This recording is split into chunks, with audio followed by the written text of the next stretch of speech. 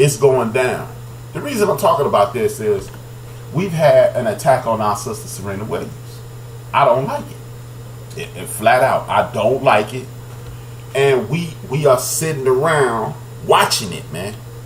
We are watching this foolishness in regards to people just saying what the hell they want to say. They making up rules. Her outfit is disrespectful. See, what I believe is this.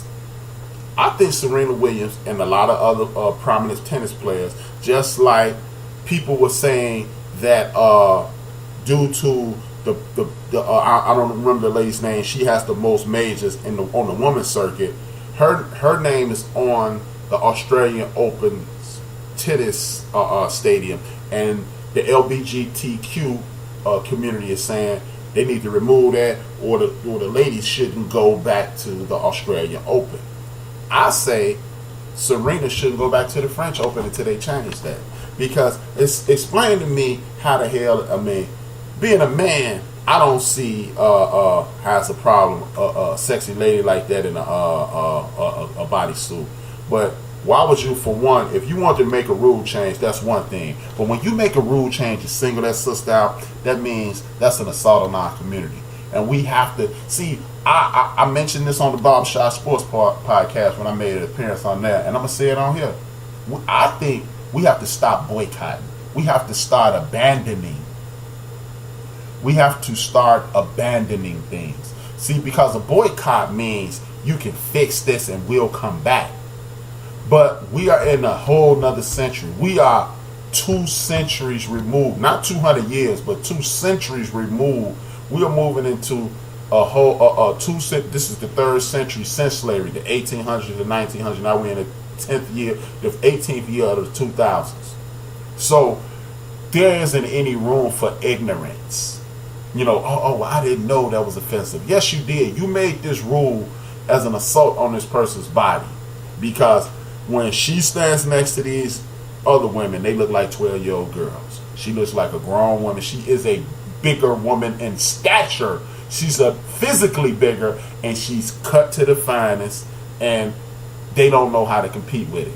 When you look historically, our bodies have been worshipped by other cultures, and her body is being worshipped by people in the world.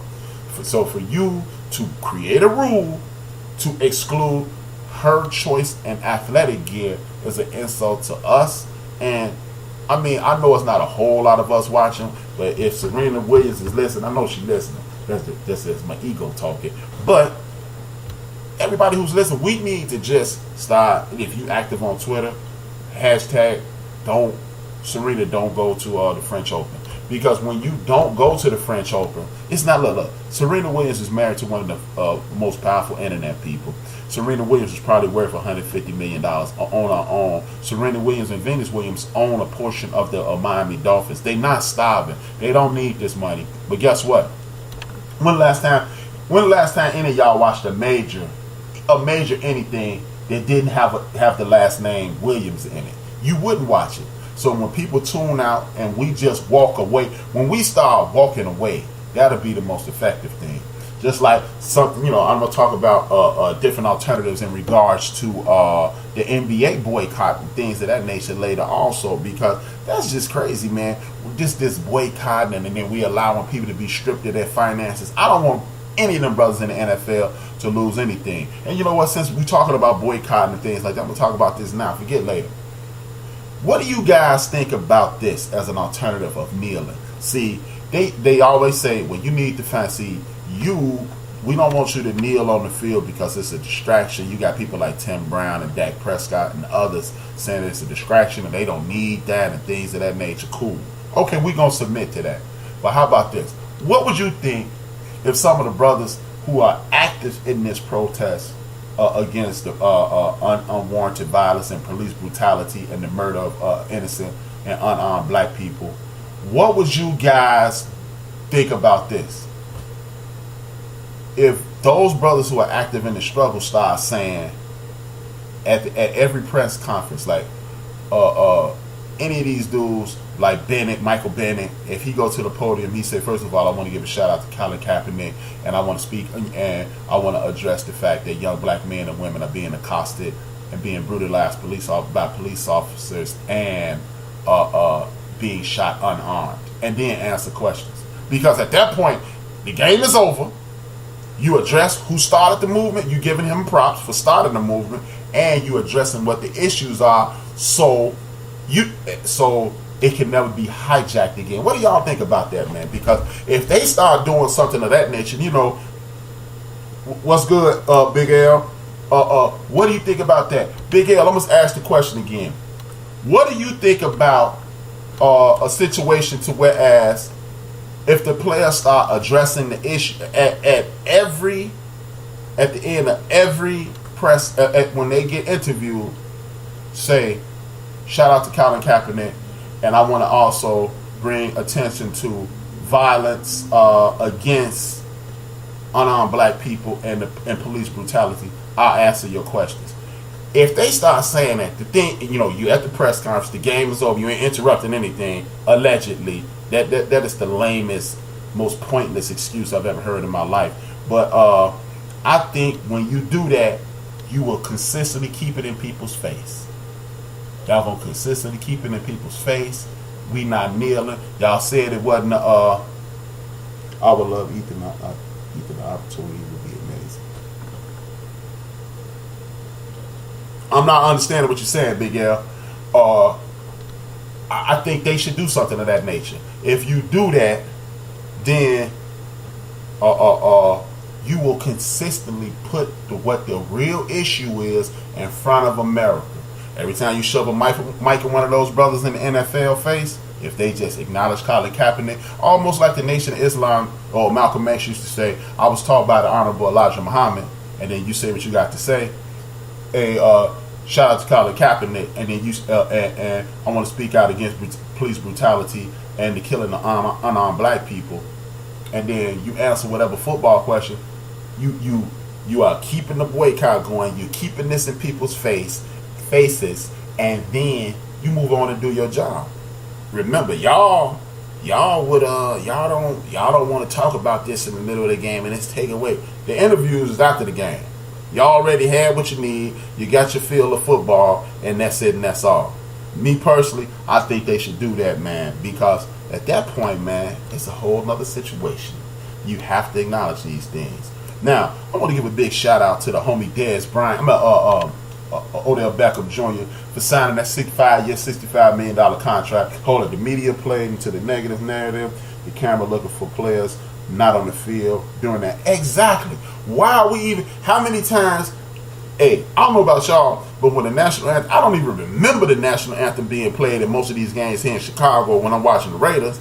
And if it is on, I'm either going to get something to eat, going to take a leak, or going to get another beer. I ain't playing with that. I don't be.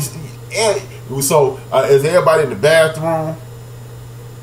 Everybody in the bathroom, are they stopping and saluting and taking their hats off? Hell no, they doing what they doing. This dude's flirting in the middle of this. So for people to get into that, my man, Big L, for people to get the draws put in a bunch about this is insane. But back to what I was saying.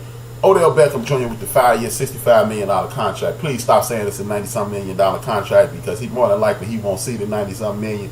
He got a $65 million contract. That's a $65 million contract. Oh, that works if they are live. If it's recorded, they'll edit it out. Hey, guess what? They still said it.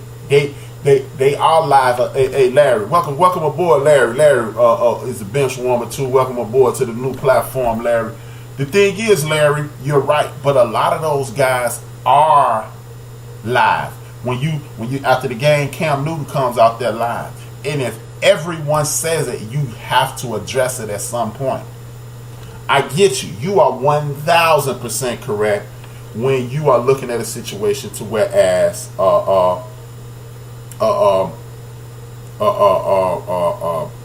when mainstream media has the ability to do this. But guess what?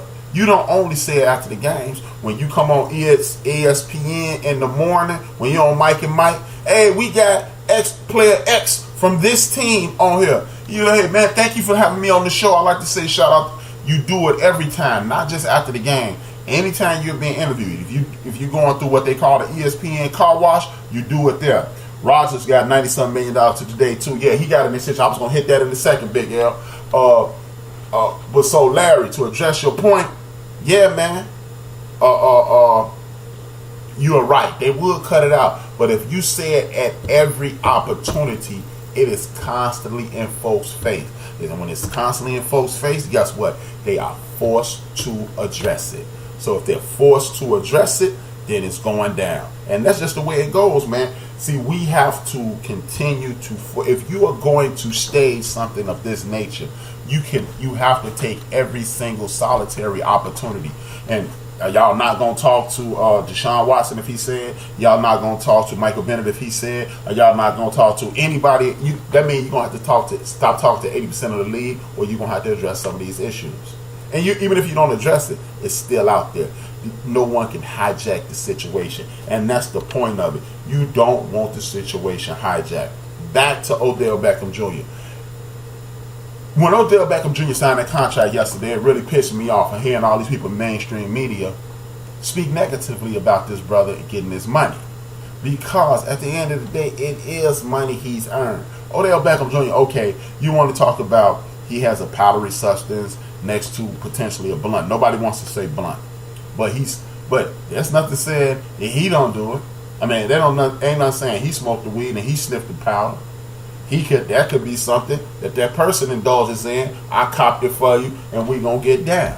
See, nobody. That's what disappoints me about a lot of these people who are on these shows and they want to just highlight what's wrong and what's right. Why not address it? If y'all on these shows, the brothers that are on these shows, they probably more than likely know what's going on. These former athletes, whether you black or white or Latino or Asian or whatever, y'all know how this thing goes, man.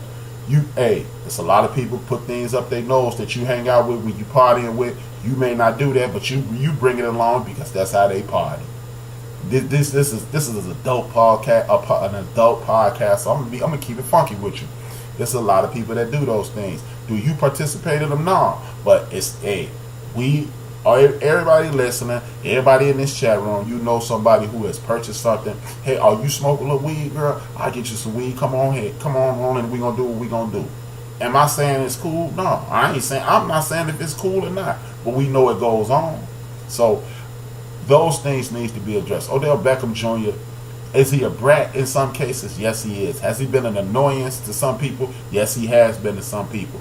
But it's awful strange that it's cool for Odell Beckham to dance and boogie in the end zone. But see, like I said on the old show, and I'm not going to say that no more either. Like I've been saying for the last 3 years, it's okay to be a character. They just don't want you to have character. So with that being said, shout out to Odell Beckham Jr.